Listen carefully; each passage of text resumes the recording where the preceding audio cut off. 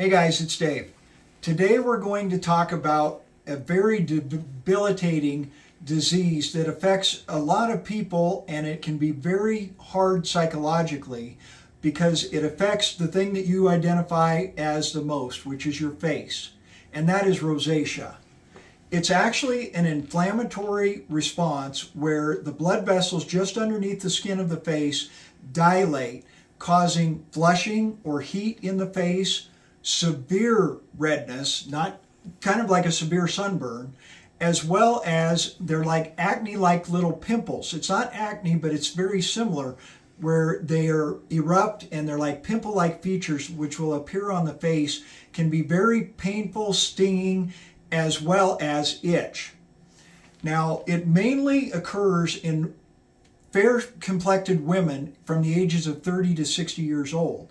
Now, if you are darker skinned, African American or Mexican American, you can still get it, but it's much harder to diagnose because the symptoms are not easily seen. So you would actually need to go to a dermatologist to get a diagnosis. But if you're feeling that hot flushing that I'm talking about, if you're seeing the little pimple-like things that will appear on the face, or you have a lot of itching in that area, absolutely talk to your provider, maybe get in to see a dermatologist regarding that. Several things can trigger that. And as always, one of the main things is stress. If you're under a lot of stress, anxiety, that can be a trigger. Heat, sunshine, wind, all of those can be triggers, as well as alcohol consumption. That can be a trigger. Emotional stress that you're going through can be a trigger. And unfortunately, exercise can be a trigger, especially if you're doing a lot of sweating. That can bring on an attack where normally you wouldn't have it. You're getting hot, you're sweating.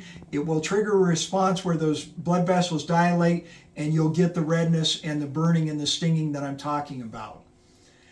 Unfortunately, there is no cure for rosacea, but there are a lot of treatments and there are a lot of tips that can help you out.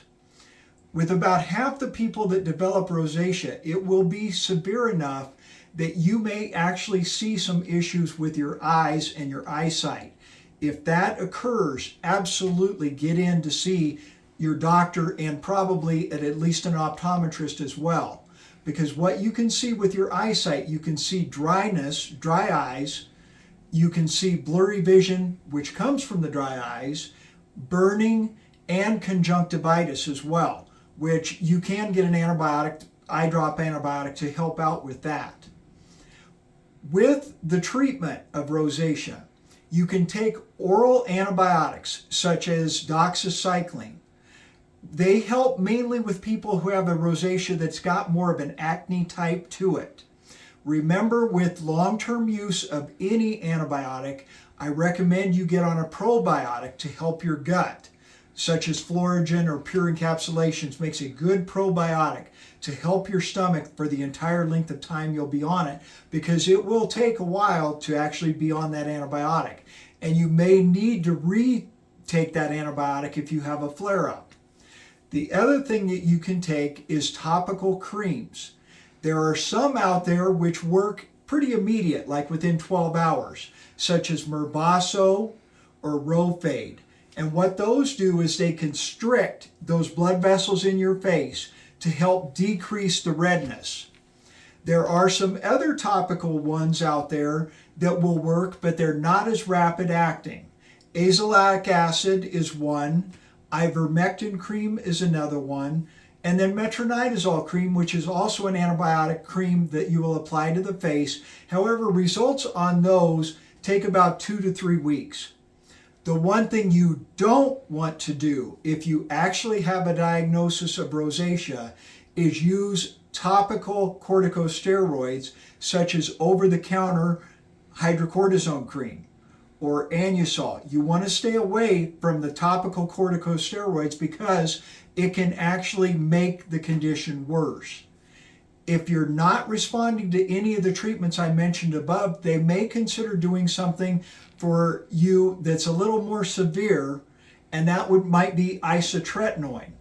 Remember, with that drug, You have to actually qualify and be part of the iPledge program, which both your provider, you, and your pharmacy have to sign up for, because that drug is teratogenic, meaning it can be harmful to an unborn infant. And so you need to have negative pregnancy tests as well as lab work done with that. Laser treatment is another option out there. It can be expensive, and it's considered cosmetic, so most insurances will not pay for it. However, it is an option. It's not anything drug related, and as far as side effects, you may see some swelling, some bruising in the area, but that should be about it. It can take several weeks before you see any results, but just stick with it. That would be something, again, to talk to your dermatologist about. Just some simple tips that you can do to help prevent flare-ups, because once you have it, you definitely are going to deal with it for a long period of time, if not your entire life. But just some tips to use. Number one, if you go out in the sun, sun's great for you, but on your face especially, wear a wide brim hat, cover up, use sunscreen.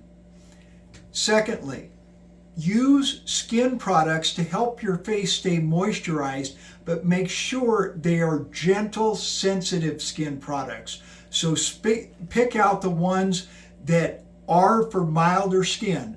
Dove is great, CeraVe is great, things like that. And don't skimp on payment. Don't go to the generic brand just because it's going to save you money, because in the long run, it may actually cause an outbreak. Choose cosmetics. If you're a female, choose cosmetics with light green tints. They help to cover the redness better.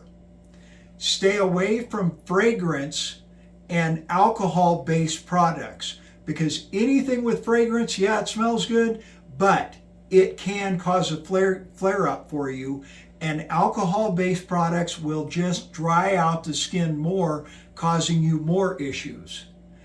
I know it's hard to do, especially when you get those bumps and especially when it stings and itches, but do not scratch your face. It will only make it worse.